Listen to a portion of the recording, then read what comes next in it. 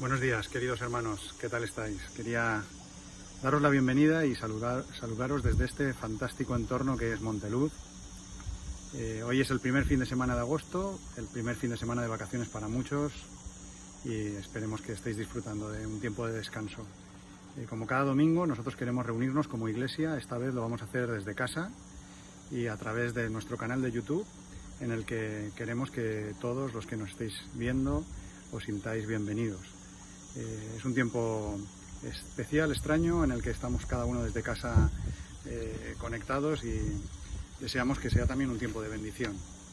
Así que vamos a empezar nuestro culto como cada domingo. Vamos a comenzar dando unos anuncios, porque queremos que la iglesia esté informada de ciertas cosas y luego comenzaremos el culto. Deciros y recordaros, como hemos dicho, que el local permanece cerrado durante todo el mes de agosto. Así que no vayáis al local porque no hay posibilidad, aunque también sabéis que estamos en medidas de confinamiento, pero el local este mes de agosto, los 5 fines de semana del mes de agosto, permanece cerrado. Los cultos se emitirán vía canal de YouTube.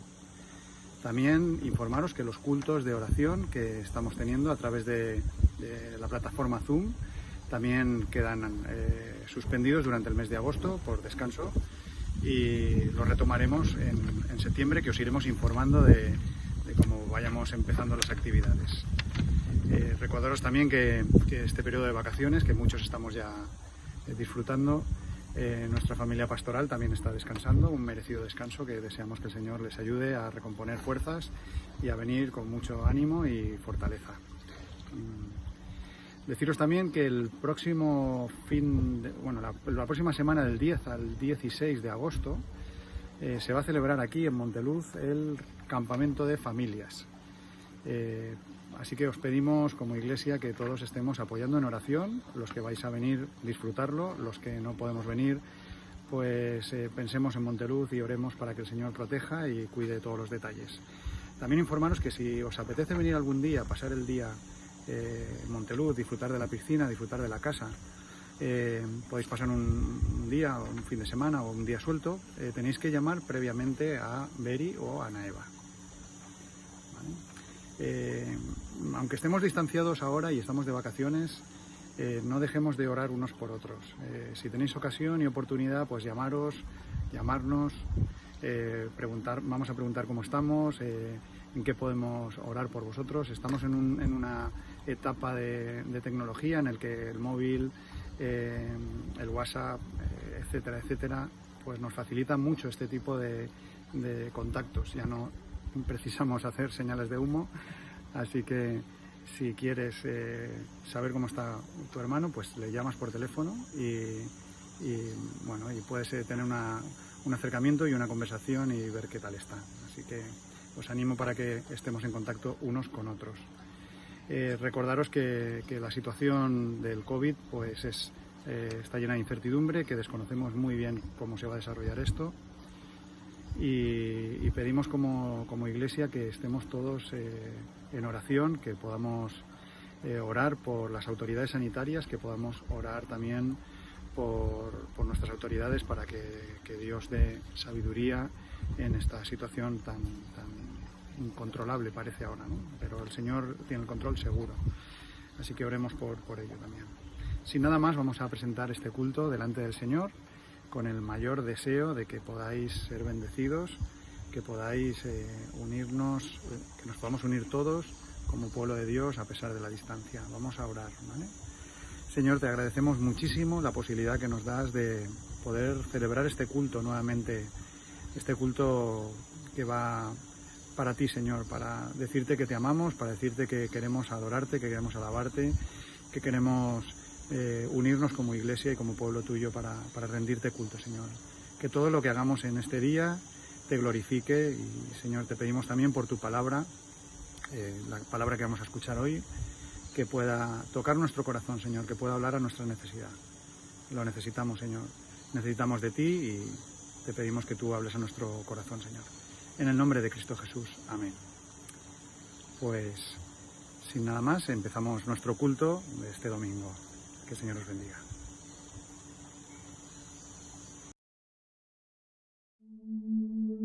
Dios del cielo, a ti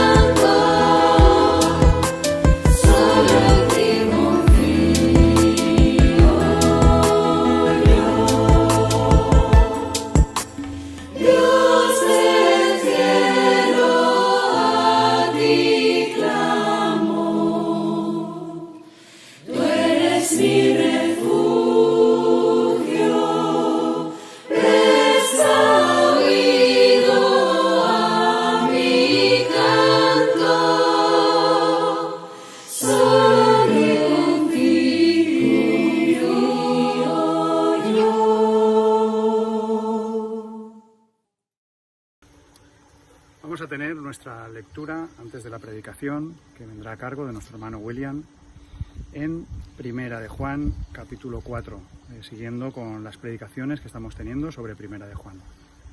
Primera de Juan, capítulo 4. Leemos. Amados, no creáis a todo espíritu, sino probad los espíritus si son de Dios, porque muchos falsos profetas han salido por el mundo. En esto conoced el Espíritu de Dios. Todo espíritu que confiesa que Jesucristo ha venido en carne es de Dios, y todo espíritu que no confiesa que Jesucristo ha venido en carne no es de Dios. Y este es el espíritu del anticristo, el cual vosotros habéis oído que viene y que ahora ya está en el mundo.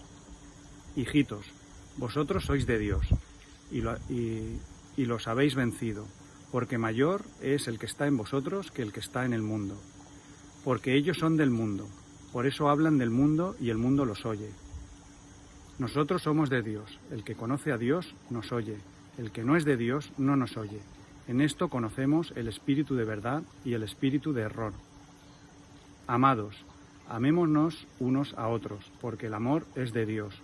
Todo aquel que ama es nacido de Dios y conoce a Dios. El que no ama no ha conocido a Dios, porque Dios es amor. En esto se mostró el amor de Dios para con nosotros, en que Dios envió a su Hijo unigénito al mundo, para que vivamos por Él. En esto consiste el amor, no en que nosotros hayamos amado a Dios, sino que Él nos amó a nosotros y envió a su Hijo en propiciación por nuestros pecados. Amados, si Dios nos ha amado así, debemos también amarnos unos a otros. Nadie ha visto jamás a Dios. Si nos amamos unos a otros, Dios permanece en nosotros y su amor se ha perfeccionado en nosotros. En esto conocemos que permanecemos en Él y Él en nosotros, en que nos ha dado de su Espíritu. Y nosotros hemos visto y testificado que el Padre ha enviado al Hijo, al Salvador del mundo. Todo aquel que confiese que Jesús es el Hijo de Dios, Dios permanece en Él y Él en Dios. Y nosotros hemos conocido y creído el amor que Dios tiene para con nosotros. Dios es amor. El que permanece en amor, permanece en Dios y Dios en Él. En esto se ha perfeccionado el amor en nosotros, para que tengamos confianza en el día del juicio. Pues como Él es, así nosotros en este mundo. En el amor no hay temor, sino que el perfecto amor echa fuera el temor, porque el temor lleva en sí castigo, de donde el que teme no ha sido perfeccionado en el amor. Nosotros le amamos a Él, porque Él nos amó primero. Si alguno dice, yo amo a Dios, y aborrece a su hermano, es mentiroso. Pues el que no ama a su hermano, a quien ha visto, ¿cómo puede amar a Dios a quien no ha visto? Y nosotros tenemos este mandamiento de Él. El que ama a Dios, ame también a su hermano. Que el Señor bendiga su palabra. Vamos a poner este tiempo de predicación delante del Señor. Señor, gracias porque eres un Dios de amor. Gracias porque nos has mostrado que tú eres el Dios verdadero, Señor. Y queremos en esta mañana escuchar tu palabra. Queremos pedirte que estén atentos nuestros oídos, que esté abierto nuestro corazón, Señor. Y que hables a través de tu siervo, Señor. En el nombre de Cristo Jesús. Amén.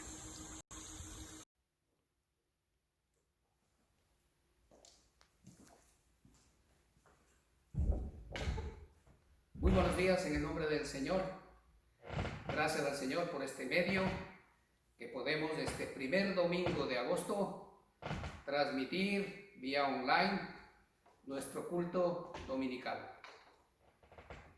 En tiempos de asepsia miramos mascarillas y gel y alfombras y nos desinfectamos a cada paso. ¿Hace falta desinfectar algo más? A la luz de la palabra y del mensaje de esta mañana, vamos a ver que sí. El apóstol Juan escribe el Evangelio de Juan para presentarnos a Cristo quién es y qué hizo. Y este Evangelio lo atesoramos sabiendo que hemos empezado a mirar allí los fundamentos de nuestra fe. Amamos este evangelio de tal manera que cuando conocemos a una persona y le queremos compartir la palabra, le recomendamos que lea el evangelio de Juan. Y el apóstol Juan, antes de escribir y de recibir la revelación allí en Patmos para escribir Apocalipsis, escribe Primera de Juan. Y está dirigida a los cristianos para explicar cómo la fe en Cristo afecta a la vida del creyente, al carácter del creyente. Y es enfático en decir, si Dios es luz, vivamos en luz. Si Dios es espíritu, adórenlo en espíritu y en verdad. Dios es amor, demuestren entonces ese amor a los demás. A través de la carta de Juan, vemos a un Juan de tierno corazón pastoral, que nos llama constantemente en uno y otro texto, amados, hijitos, pero en otros pasajes vemos a un severo Juan que hace honor a su sobrenombre de hijo del trueno. Probablemente al escribir este libro, Juan era ya el único sobreviviente de los discípulos que estuvieron con Jesús. El discípulo amado era ya viejo, pero a la luz de su mensaje, de su palabra, nunca se es demasiado viejo para luchar vigorosamente contra todo lo que corrompe la fe verdadera. Y muchos de los problemas que se encuentra Juan en esta naciente, en este cristianismo naciente, tiene que hacer frente y tenemos que hacer frente en las generaciones hoy en día. Dice Primera de Juan 3:18, amados, hijitos míos, no amemos de palabra ni de lengua, sino de hecho y en verdad. Es verdad, me toca exponer Primera de Juan 4, pero para ubicarnos en el contexto, diremos que este capítulo tiene dos grandes divisiones, difíciles de predicar. La primera, el Espíritu de Dios y el Espíritu del Anticristo. Y una segunda parte, Dios es amor. Del versículos 1 al 6 nos da los criterios para discernir dónde está el espíritu del error. De los versículos del 7 al 10 nos muestra por tercera vez el test de la prueba del amor. Y de los versículos 11 al 21 nos muestra la importancia del amor fraternal. En todo caso, es un tratado y un manual para identificar las sectas. Él se da cuenta que una distorsión confusa y sutil de la palabra de Dios es más difícil que resistir a una negación abierta. No hay nada más peligroso que una mentira que se parece a la verdad. Y nos advierte, porque él ve un peligro de lo que está pasando, incluso en nuestras iglesias, es que muchos usarán palabras y frases muy relevantes, cristianas, como un cliché religioso. Conocer a Dios, andar en la luz, nacidos de Dios. Baste ver hoy cómo gobernantes y políticos alientan la Biblia para atribuirse una autoridad con la Biblia y con frases conocidas del mundo cristiano. Y Juan responde con enojo y usa palabras clave a través de su carta para desinfectar y devolverlos a su significado original. Él ve el peligro de que mucha gente pueda usar solamente palabras y apariencia religiosa, porque él se encontró, tiene una razón para decir estas cosas de él, porque se encuentra con un problema de doctrinas falsas dentro de la iglesia. Sirva lo dicho hasta aquí como una introducción y una aportación para los predicadores que me antecedieron. Hoy estamos en el capítulo 4, ya se ha predicado el capítulo 1, capítulo 2 y capítulo 3. Ahora sí vamos al texto que nos ocupa. Capítulo 4 de Primera de Juan, versículos 1 y 2, dice, amados, amémonos unos a otros, porque el amor es de Dios. Todo aquel que ama es nacido de Dios y conoce a Dios. El que no ama no ha conocido a Dios. Perdón. Capítulo 4, versículos 1 y 2. Tiene por título el espíritu de Dios y el espíritu del anticristo. Y comienza: amados, no creáis a todo espíritu, sino probad los espíritus si son de Dios, porque muchos falsos profetas han salido por el mundo. Y Juan tiene una razón para decir estas palabras. Para entenderlo, por qué, diremos que a medida que crecía el cristianismo, los centros intelectuales del Mediterráneo, los griegos y romanos, se hacían preguntas y empezaban a cuestionar acerca de Jesús. Y ellos decían: si era Dios, ¿por qué murió? ¿Cómo es posible que pueda morir Dios? Y surgió una secta racionalista que aún hoy en día están introducidos en las iglesias cristianas. Los gnósticos, nosotros decimos los agnósticos. El gnosis de conocimiento. Esta élite intelectual no le cuadraba que Dios se hiciese hombre, porque ellos consideraban el cuerpo físico como intrínsecamente malo, y su filosofía les obligaba a rechazar, a negar que un Dios santo, justo y perfecto pueda tomar un cuerpo humano. Otros sostenían que Jesús nunca había sido humano, que había sido como un fantasma, y que Dios descendió sobre Jesús en el bautismo, pero que lo dejó en la cruz. Y toman como justificación Mateo 15:34, cuando el Señor Jesús, en las 7 palabras, cuando Él está muriendo, dice: Elí, Elí, lama sabactani. Dios mío, ¿por qué me has abandonado? Y ellos dicen que en ese momento el Espíritu le dejó a Cristo. Y el apóstol debatió cara a cara con los agnósticos y los tiene en mente al decir esto: amados, no creáis a todo espíritu. Note que espíritu está con la E minúscula. Sino probad los espíritus que son de Dios, porque muchos falsos profetas han salido por el mundo. En esto conoced el Espíritu de Dios.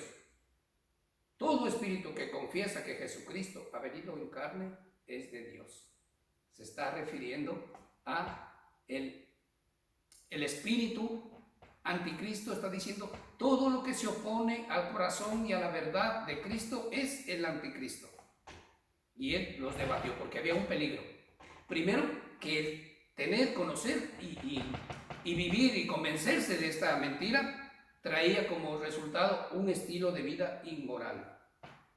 Y las dudas de que Cristo fuera hecho hombre, con negar la resurrección, porque algunos estaban negando la resurrección en esta naciente iglesia cristiana, Juan es muy enfático en reprimirlos. Y allí en el Evangelio de Juan, capítulo 1, versículo 1 y 14, dice que en el principio era el verbo era con Dios, el verbo era Dios. Este verbo se hizo carne y habitó entre nosotros y vimos su gloria, la gloria del unigénito del Padre, lleno de gracia y de verdad. Y enfatiza en sus escritos que las creencias deben ser juzgadas por las acciones. Y termina el capítulo 4 apoyándolo con el tema del amor fraternal. Dice Juan que la verdadera comunión no es un vuelo místico ni una supraintelectualidad, sino la verdadera comunión es una auténtica relación con el Padre, el Hijo y el Espíritu Santo, que crece, que madura y que da fruto, que es la visión de esta iglesia. Los gnósticos, que se jactan de su racionalidad, de su conocimiento, ellos no se declaran ateos. Si usted habla con ellos, ellos dicen: algo hay, y en ese algo creo. El conocimiento intelectual de Dios y de Cristo no salva, no es una fe que salva. Ellos, de su conocimiento y su intelectualidad, creen que hay algo y que creer en ese algo ya les justifica y les salva. Dice la Biblia en Santiago 2:19: tú crees que Dios es uno, bien haces. Los demonios también creen y tiemblan. En este capítulo 4, el énfasis de Juan es que de nuestra confesión o negación del Hijo depende si estamos inspirados o no por el Espíritu Santo. La persona de Cristo es central y definitiva.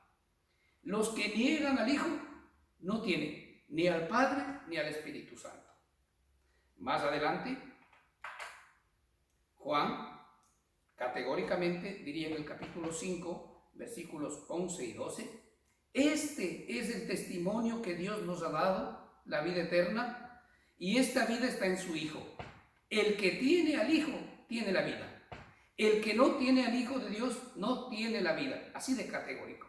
Hermanos, tremendamente bienaventurados y privilegiados somos los hijos de Dios, porque el misterio de la cruz, lo que para muchos discípulos al comienzo, cuando el Señor Jesús murió y antes de mostrarse justificado, ellos no entendían el misterio de la cruz, no la madera, sino la obra de Cristo en la cruz para nosotros. Ahora, gracias al Señor, por la luz de su palabra y por la luz de su Espíritu, lo vemos claramente. La obra de Cristo en la cruz es punitiva. Fue un pago, un juicio. Jesús tomó para sí el juicio que deberíamos haber recibido nosotros. La obra de Cristo en la cruz es sustitutiva. Murió en nuestro lugar. Isaías 53 dice que todos nosotros nos descarriamos como ovejas, cada cual se apartó por su camino, mas Dios cargó en él el pecado de todos nosotros. La obra de Cristo en la cruz fue voluntaria. Jesús sabía el plan del Padre y fue voluntariamente a la cruz. La obra de Cristo en la cruz es redentora. Redimir, en griego, exagorazo, es comprar en el mercado de esclavos. Jesucristo fue al mercado de esclavos donde estábamos nosotros encerrados en esa jaula de nuestro pecado y pagó el precio para que todo aquel que crea sea libre. La obra de Cristo en la cruz es propiciatoria, es el sacrificio perfecto, el requisito justo que Dios reclamaba para perdonar al hombre. Y la obra de Cristo Jesús es reconciliadora. Somos restaurados a una relación de paz con Dios. Enemigos éramos, ahora somos hechos reconciliados con Él. La obra de Cristo en la cruz es eficaz. Cuando alguien como usted y como yo ponemos nuestra fe en Cristo, solo hay un resultado: salvación, perdón y vida eterna. Somos nueva criatura. Y lo que nos ocupa en el texto, la obra de Cristo en la cruz es reveladora. Nos revela mucho de Dios, nos revela su esencia. Y el corazón de este mensaje es que no hay conocimiento más elevado en la vida que el conocimiento de Dios. Se dice que nadie ha conocido, nadie ha visto a Dios, pero el mismo Señor nos invita a que lo conozcamos. Así dice el Señor: no se alabe el sabio en su sabiduría, ni en su valentía se alabe el valiente, ni el rico se alabe en sus riquezas, mas alábese en esto el que se hubiera de alabar, en entenderme y conocerme, que yo soy el Señor, que hago misericordia, juicio y justicia en la tierra, porque estas cosas quiero, dice el Señor.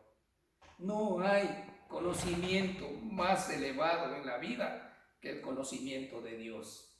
Y nosotros, en nuestro limitado conocimiento, la cruz de Cristo, el sacrificio perfecto de Cristo en la cruz, nos muestra al Padre y nos hace ver cómo es Él. Porque este entendimiento y este conocimiento nos da valentía para vivir.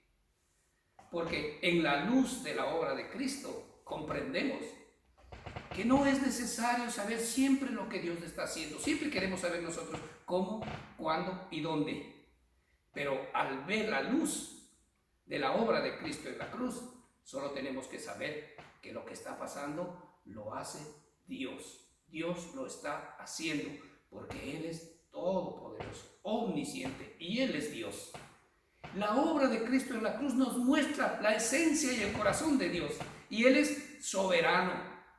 Estamos en el lugar más seguro que podamos estar y descansar, el reino de los cielos, porque el soberano del reino de los cielos es el Rey de reyes y Señor de señores. La obra de Cristo en la cruz nos muestra que Dios es recto, santo, justo.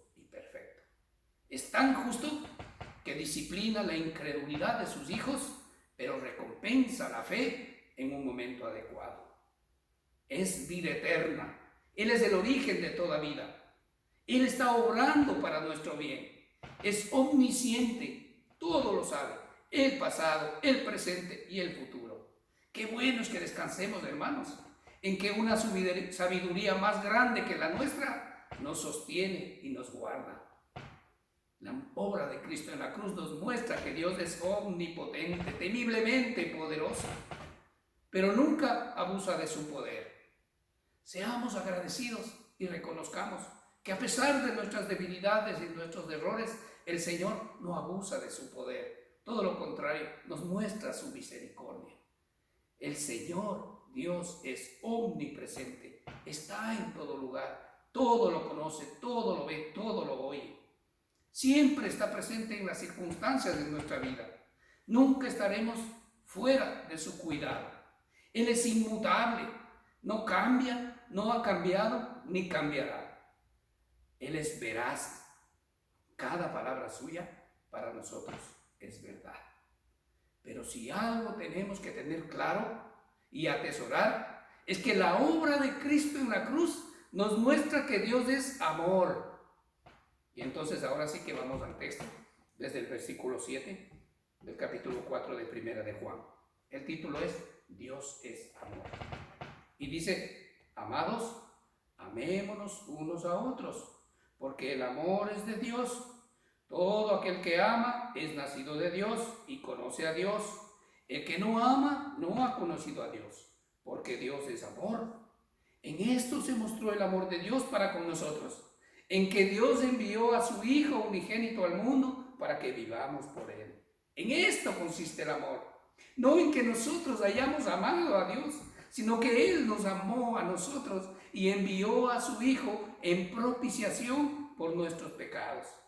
Amados, si Dios nos ha amado, también debemos amarnos unos a otros. Nadie ha visto jamás a Dios, pero si nos amamos unos a otros, Dios permanece en nosotros y su amor se ha perfeccionado en nosotros. En esto conocemos que permanecemos en Él y Él en nosotros, en que nos ha dado de su Espíritu, y nosotros hemos visto y testificado que el Padre ha enviado al Hijo, el Salvador del mundo. Todo aquel que confiese que Jesús es el Hijo de Dios, Dios permanece en Él y Él en Dios. Y nosotros hemos conocido y creído el amor que Dios tiene para con nosotros. Dios es amor, y el que permanece en amor, permanece en Dios y Dios en Él. En esto se ha perfeccionado el amor en nosotros, para que tengamos confianza en el día del juicio, pues como Él es, así somos nosotros en este mundo. Ágape, el amor que es parte de la esencia de Dios, no se parece en nada al amor que el hombre produce. El amor de Dios es parte de su ser eterno y no puede aumentar, ni disminuir, ni cambiar. Mucho antes de que todo empiece a ser creado, ya existía el amor entre las tres personas de la Trinidad. El amor de Dios se extiende al hombre. Es un amor incondicional, pero también es un amor impersonal. No se basa en la bondad y la integridad del hombre, esto es lo maravilloso, sino que se basa en la bondad e integridad de Dios. Dios no nos ama por lo que nosotros somos, Él nos ama por lo que Él es, y Dios es amor. Y el amor de Dios es una pasión divina por el hacer bien al hombre. El amor de Dios no es un amor pasivo, es activo, no es casual, es de sacrificios. Y el amor de Dios tiene sus exponentes en Juan 3:16, que dice, porque de tal manera, ágape, amó Dios al hombre que ha dado a su Hijo unigénito, para que todo aquel que en Él crea no se pierda, mas tenga vida eterna. Y en Romanos 5:8, que dice, mas Dios muestra su ágape, mas Dios muestra su amor para con nosotros, en que siendo aún pecadores, Cristo murió por nosotros. Dios fue el iniciador, tomó la iniciativa, Él nos amó primero. no solo para los que estaban deseosos y sedientos por conocerle, sino para los rebeldes, perdidos, enemigos, enfermos, pobres espirituales, como usted y como yo. Dice el versículo 9 y el 19 del capítulo 4. En esto se mostró el amor de Dios para con nosotros, en que Dios envió a su Hijo unigénito al mundo para que vivamos por Él. Nosotros le amamos a Él porque Él nos amó primero. Si comprendemos el amor de Dios, sabemos que no importa lo abandonados o solos que nos sintamos, que puede ser, que ahora puede ser que algunos nos sintamos solos, abandonados, desamparados. Dios nos ama y aunque no lo veamos, está en su corazón, en su obrar, en su trabajar para nuestro bien eterno. Dice Efesios 2, versículos desde el 4 al 10. Pero Dios, que es rico en misericordia, por su gran amor con que nos amó, aun estando nosotros muertos en pecados, nos dio vida juntamente con Cristo. Por gracia sois salvos. Y juntamente con Él nos resucitó y asimismo nos hizo sentar en los lugares celestiales con Cristo Jesús, para mostrar en los siglos venideros las abundantes riquezas de su gracia en su bondad para con nosotros en Cristo Jesús. Porque por gracia sois salvos por medio de la fe. Y esto no es de vosotros, es un don de Dios, no por obras para que nadie se gloríe. Pues somos de hechura suya, creados en Cristo Jesús para buenas obras, las cuales Dios preparó de antemano para que anduviésemos en ellas. Finalmente, el apóstol Juan, a través de los textos, nos hace una pregunta y nos dice una verdad. ¿Cree usted esto que dice la palabra del Señor? Pues bienaventurado es. Y si hay alguien que está allí en su casa donde nos está sintonizando, que no ha tenido la oportunidad de escuchar y confesar al Señor como su Salvador, hoy es tiempo de arrepentimiento y reconocimiento, tiempo de salvación, perdón y reconciliación. La puerta abierta en la senda del mercado, en la celda del mercado de esclavos, y el Señor está invitándole a creer en Él, a salir y seguirle. Si comprendemos el amor de Dios, sabemos que no importa lo abandonados o solos que nos sintamos, sabemos que Dios nos ama, y aunque lo veamos, aunque no lo veamos, está en su corazón el trabajar y el obrar para nuestro bien eterno.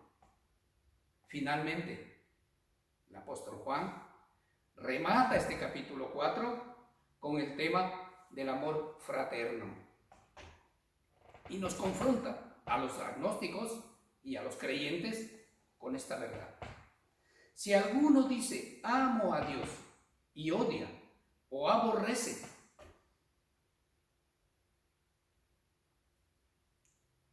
versículo 20, si alguno dice yo amo a Dios pero odia a su hermano, es mentiroso, pues el que no ama a su hermano a quien ha visto, ¿cómo puede amar a Dios a quien no ha visto? Y nosotros tenemos este mandamiento de Él: el que ama a Dios, ame también a su hermano. Sin pelos en la lengua, Juan alza la voz y se atreve a decir que cualquiera que se dice ser cristiano y afirme yo amo a Dios, pero odie, menosprecie y maltrate a su hermano, dice la palabra, es embustero, miente.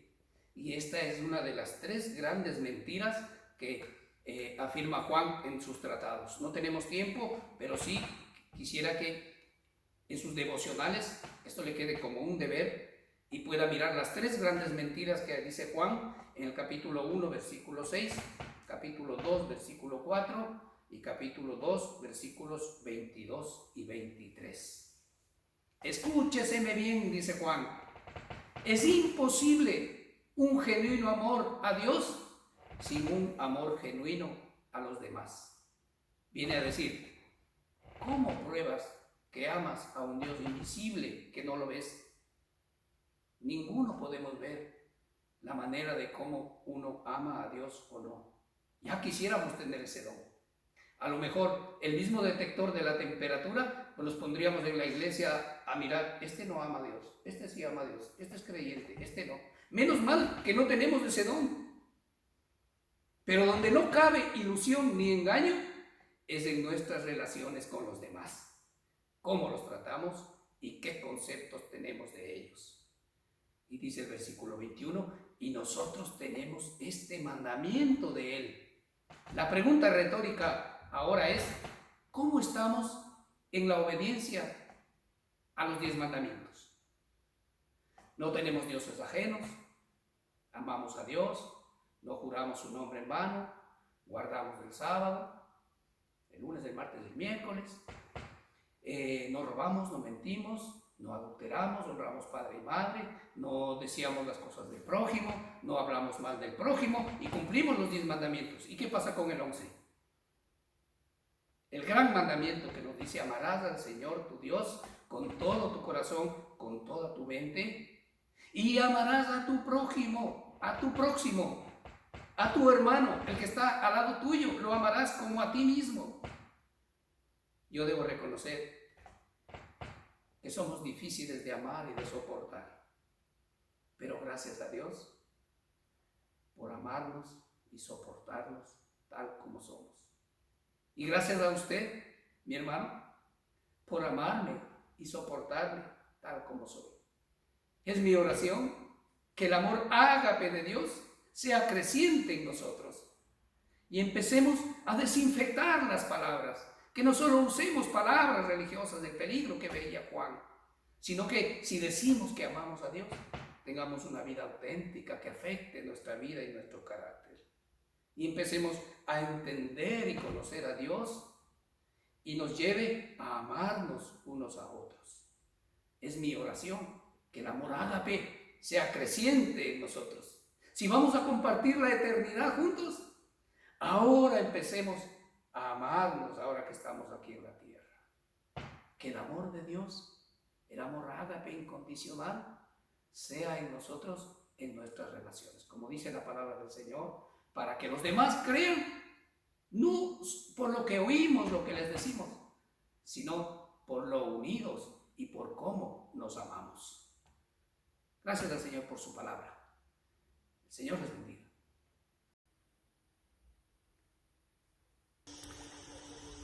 Bueno, queridos hermanos, pues nuestro culto ha llegado a su fin y deseamos que el Señor os haya en este tiempo hablado al corazón, a vuestra necesidad, que os haya traído gozo, que os haya traído paz, que os haya traído descanso. A pesar de que no podemos estar juntos, tenemos la sensación de estar unidos en un mismo cuerpo como iglesia. Y es bueno saber que detrás de la pantalla estáis cada uno de vosotros. Echo de menos muchísima gente, nos echamos de menos mucho y pronto seguro que podremos vernos. Cuidaros esta semana, estar atentos a las indicaciones que nos marcan desde las autoridades sanitarias. Y me gustaría despediros con una bendición especial para cada uno de vosotros. Jehová te bendiga y te guarde. Jehová haga resplandecer su rostro sobre ti y tenga de ti misericordia. Jehová alce sobre ti su rostro y ponga en ti paz. Así que, queridos hermanos, que la paz del Señor nos guarde esta semana, con mis mejores bendiciones hacia vosotros. Nos vemos en próximos domingos. Adiós.